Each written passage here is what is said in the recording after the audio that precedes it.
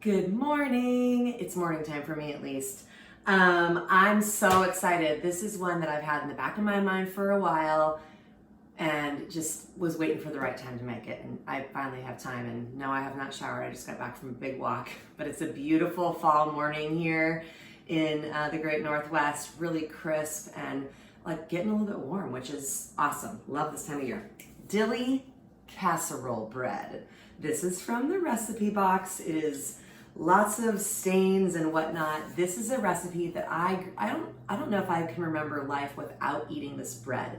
In my mom's handwriting, for those of you that are new, I have a box my mom made me back when I got married 26 years ago, and full of all the family favorites, and she's been gone for a little over 11 years, and so it's a total treasure to have her recipes. So this is a really simple bread. It does involve yeast, but I think even for beginners, you can do it. It's got some cottage cheese and butter. It's a really moist, very simple bread, and it's called casserole bread because my mom would bake it in like a round casserole baking dish, but you can do it in any sort of baking pan that you would like.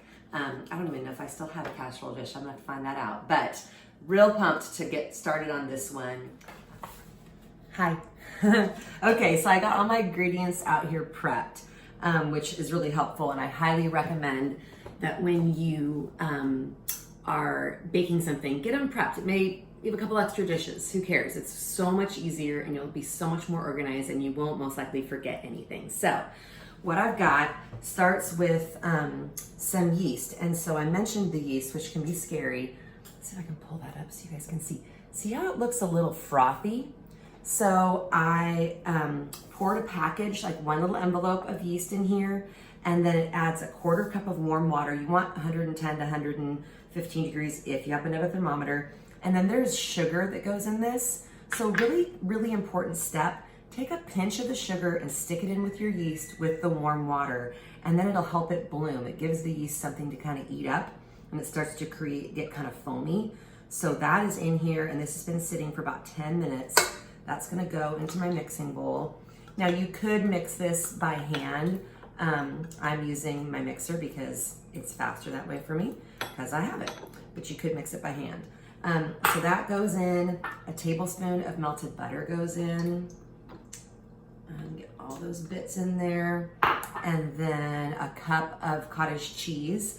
I would not recommend a non-fat cottage cheese here, just a regular, it could be low fat, but you know, the creamy stuff is good. It adds to the moisture. And then 2 tablespoons of sugar go in, quarter teaspoon of baking soda, and then in here I have all my spices, or it's not spices, but salt, all the dill, and then some minced dried onion. So all of that's pre-measured, goes in there, and then an egg, which I will crack on the side to avoid any eggshells. I always recommend that, and every time that I don't do it, I feel like, oh, look at that, got an egg in there. So all that goes in, real simple. And then I've got my flour pre-measured over here on the side. So I'll raise this up. I'm using my dough hook. I don't know if that's gonna work out well for me on this, but, oh, hello, I need to plug it in. I'll be right back. Whoops-a-daisy. Thought I was all prepped. I didn't plug in my mixer. Okay, so this is gonna get mixed here. And as it's mixing, I already measured out my flour, and I'm gonna spoon the flour in really, kind of intermittently so it gets mixed well. So I don't need to keep talking to you, while I do that, but I'll get this all mixed in. We'll be up for the next step. Okay, it's only been about 2 minutes, and that dough hook kind of does the work of bringing all the dough together into a ball. But if you have a regular mixer, or if you mix by hand, it'll totally be fine.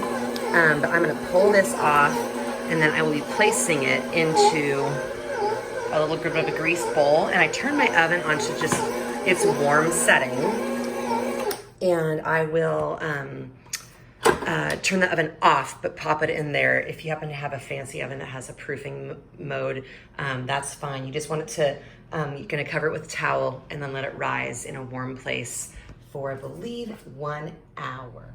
So my oven was just on the warm setting. I turned it off. It was only on for about 5 minutes.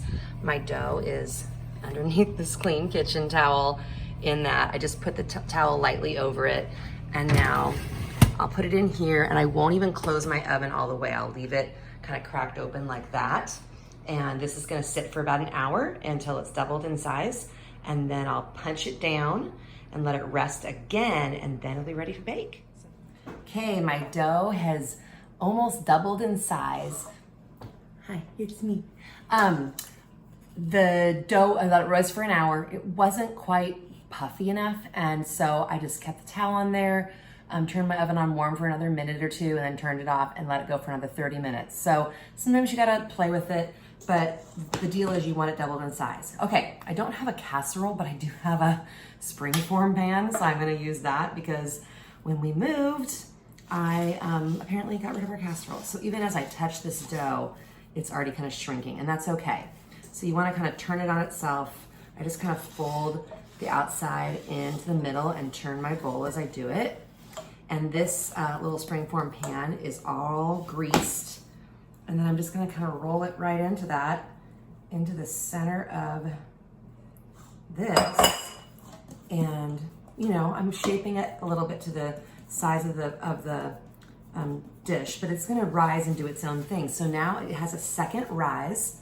I'm gonna put it back in my oven, which I just turned on to warm for another little bit. It's gonna go in there for about 30 to 45 minutes. I'll probably go a little longer because I wanna make sure it's nice and puffed. And then I bake it, so it's not too bad. And I've just been, you know, cruising around my house doing laundry and not errands, but like little things I needed to get done. So this is something that's good when you're gonna be home to make, but I'm pairing this with just a simple box of roasted red pepper and tomato soup for dinner and some fresh fruit, and that's it. So this is kind of my thing that I'm fixing. So I'm so excited to get tasted on this. Yeah. Okay, it's been another 40 minutes. Bread has filled in nicely. And it's gonna go into my 350 degree oven. It says 30 to 40 minutes, but we'll see. I'll check it and get back to you. Guys, I got bread. How good does that look? So 35 minutes, and I popped it right out of my pan because I could tell it was done. I actually put my thermometer in. If you happen to have a thermometer, 190 degrees, you stick it in the middle of your bread and it comes up to at least that, you're done. So mine was actually maybe a little overdone because it depends on the size of your pan, but 30 to 40 minutes is how long you want to bake for. But you can sometimes tell when you kind of like knock on it and touch the top if it feels pretty firm. I think it's good to go. So my favorite part. So my mom, when she used to make this bread, I would just be mesmerized at this point. Stick of butter, salted of course. Well, maybe not of course, but use salted. And then hot bread, and you take the stick of butter and you basically paint it on the bread. I know. So I have some tin foil underneath here to catch any drips, but you basically, I won't use this whole, this is 4 tablespoons of butter. I won't use the whole thing, but you just basically keep rubbing it around the top of the bread. I mean, when I was a kid, I kind of thought that this step, I was like, is that even legal? Can you just do that? Like rub a stick of butter on top of hot bread? It was magical to me. It still kind of is. So anyways, this gets rubbed on here. Obviously I won't be eating it yet because it's too hot, but you want to do this step right after you pull it out of the oven. Just kind of keep rubbing it around. And then, as if it wasn't already delicious enough, set my bread down, just take a little bit of salt and just kind of, from up high, just kind of sprinkle a little bit more saltiness on top. The bread's not salty, like inside, so. And that's all she wrote, folks. So test tasting time. Once this bread cools, it'll be a little bit, but it's been really fun. This is, like I said, a great thing to make when you have things to do. So I've been doing things around the house, and I just sat outside in the sun and read my book a little bit because it's still that fall sunshine. Totally enjoying it. So, all right, in a little bit, test taste time. That was a long wait. I had to leave the bread piping hot with the melty butter, go to a meeting, come back, it's cooled. It's delicious. And I got smart. I fed the camera guy first. Okay, zoom in for this gorgeousness. Look at that yummy loaf of bread. It's just great. And it'll take on whatever shape you bake it in, you know, essentially if you baked it in a square dish, it probably would have more of a square appearance. Putting on a little extra butter. I already know what it tastes like and I'm drooling inside my mouth, but I'm gonna do it just for you.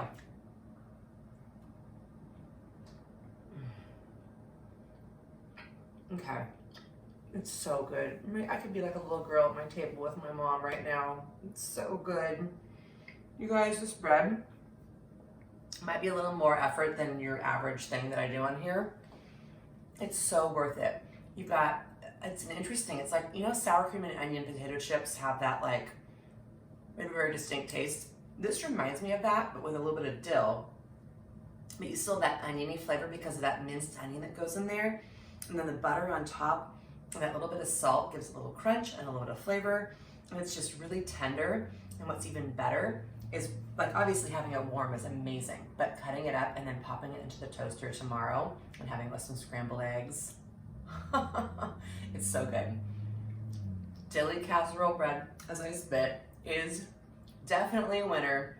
Really good. We're having it with just a simple box of tomato soup from Trader Joe's I'm gonna heat up and some pears. So very simple, but really, really good. So give this one a try. Delight of the Bite. Subscribe, share, tell your friends I'm here. Thank you so much for watching, tuning in each week. I really appreciate it. And find me at Delight of the Bite on my Instagram. I do random food posts of things I make up. Last week it was a leftover heirloom tomato and crostini bread pudding that I just whipped together with all the leftovers in my fridge. It turned out real good, by the way. That was fun. So anyways, thanks for watching and I will see you next time. Bye.